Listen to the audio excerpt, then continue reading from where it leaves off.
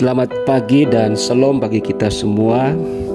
Tuhan Yesus menyertai kita semua pagi ini, dan firman-Nya akan menjadi bagian kita untuk menjadi bekal rohani untuk melakukan aktivitas pada pagi dan siang hari ini. Dan marilah kita satu dalam doa sebelum kita membaca firman Tuhan dan merenungkannya.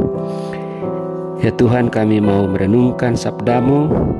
Roh Kudus bekerja untuk kami semua dimanapun kami berada dan mengikuti renungan pagi ini. Dalam nama Tuhan Yesus kami berdoa. Amin.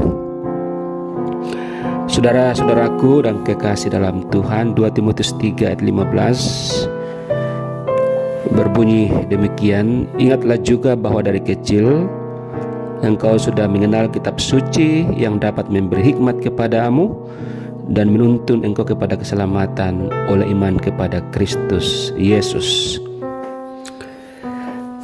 Tema renungan kita pada pagi hari ini adalah firman Tuhan menjadi dasar dalam pemberitaan Injil. Firman Tuhan menjadi dasar dalam pemberitaan Injil. Saudaraku yang kekasih, di dalam sejarah penginjilan di beberapa daerah kita bisa membaca dalam sejarah bahwa memang tidak mudah dan tidak singkat, tidak sederhana yang kita pikirkan tentang pemberitaan Injil yang melibatkan orang asing yang mendatangi negara kita atau daerah kita untuk membawa Injil kebenaran Tuhan. Kita contohkan di gereja Toraja Mamasa pada 12 Oktober 1913 terjadi pembaptisan massal. 1000-an orang dibaptis oleh pendeta Kaltenberg dari Indisekerk atau gereja negara atau gereja Protestan Indonesia kala itu, yang kemudian ditetapkan oleh gereja Toraja Mamasa sebagai Hari PI GTM atau gereja Toraja Mamasa.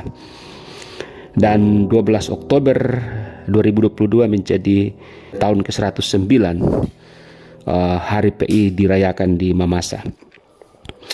Dan sebelum pembaptisan massal oleh pendeta Kaltenberg, ada seorang guru namanya Daud Raranta yang mempersiapkan pembaptisan itu pada tahun 1912. Dan kita tahu bahwa ketika pembaptisan massal itu terjadi, beberapa saat kemudian banyak orang Kristen Mamasa yang kembali ke agama suku, kembali ke agama orang tua mereka, kembali ke kegelapan. Dan itu menjadi suatu beban bagi banyak gereja, terutama gereja yang ada di Belanda yang bernama Christelijke Gereformeerde Kerken atau gereja Calvinis Belanda, yang mengirim utusannya, penginjilnya itu Dominee Biker dan Dominee Gelense, yang menginjil di Mamasa sampai terbentuknya Gereja Toraja Mamasa ditandai dengan sidang sinode tahun 1947. Nah, sejarah penginjilan di daerah lain tentu kita bisa dapatkan informasinya, sejarahnya dari banyak sumber. Tetapi yang saya mau katakan dalam mengungkap sedikit sejarah penginjilan adalah bahwa para penginjil diberikan Tuhan hikmat, diberikan Tuhan panduan melalui kitab suci untuk menjangkau orang-orang yang belum mengenal Injil. Hikmat dengan tuntunan keselamatan tidak bisa dipisahkan satu dengan yang lain. Dalam kitab Roma juga dikatakan bahwa Roma pasal 5, tidak mungkin orang percaya kalau tidak mendengar firman atau Injil kebenaran yang disampaikan. Dan ini sebuah hikmat. Penginjil-penginjil yang sudah mapan di negeri Belanda atau dimanapun itu, kalau secara manusiawi seharusnya tidak meninggalkan zona nyaman mereka. Untuk apa lagi mereka pergi susah-susah untuk menjangkau orang-orang primitif yang ada di Mamasa, yang ada di daerah lain, di suku-suku di Asia ini, yang notabene adalah orang-orang yang masih berkarakter kebencian ataupun bahkan ada yang kanibal. dan sebagainya. Tetapi itulah hikmat dari Tuhan. Demi keselamatan dunia ini, mereka rela. Di daerah Mamasa kita tahu bahwa Dominee Biker dan Dominee Grense yang menginjil dari ZCGK atau di gereja Belanda itu mengadakan tourney mengelilingi daerah-daerah Mamasa dan berhadapan dengan banyak konsekuensi, banyak mara bahaya dan sebagainya. Bahkan bisa dikatakan nyawa terancam. Tapi mereka lakukan itu karena hikmat Tuhan. Karena mereka tidak mau bahwa mereka hanya dibaptis tetapi tidak berakar, bertumbuh dan berbuah dalam kekristenan. Nah saudara-saudara, bagaimana dengan kita? Apakah kita punya hikmat? Ingatlah juga bahwa dari kecil engkau sudah mengenal kitab suci yang dapat memberi hikmat kepadamu. Salah satu hikmat yang besar adalah ketika kita punya passion atau punya kerinduan untuk membagikan kabar baik kepada orang lain. Itu adalah hikmat yang luar biasa dari Tuhan. Apakah kita punya beban seperti itu?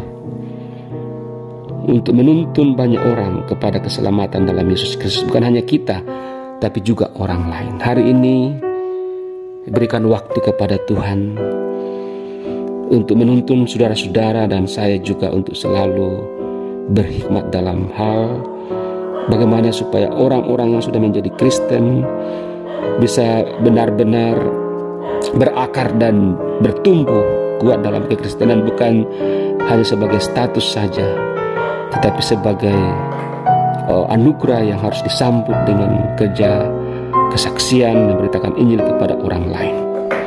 Yang berikut, apakah kita punya passion untuk menjangkau orang-orang yang belum mengerti tentang Injil karena belum percaya? Dimanapun kita bisa lakukan ini karena tuntunan kitab suci, tuntunan Roh Kudus, dan ambil waktu sejenak untuk mendoakan orang-orang yang belum mengenal Kristus di muka bumi ini, supaya Roh Kudus menjamah. Dan kemudian apapun yang kita bisa laksanakan, baik itu berupa diakonia karitatif, diakonia transformatif, dan diakonia reformatif, mari kita lakukan untuk memberitakan Injil, seperti juga yang dilakukan oleh para penginjil sebelum kita. Bukan hanya untuk membaptis, tetapi untuk memberitakan bahwa dalam Yesus Kristus ada jaminan keselamatan, ada jaminan hidup yang kekal, yang kita harus juga sampaikan kepada orang lain, bukan hanya kita yang akan menikmatinya.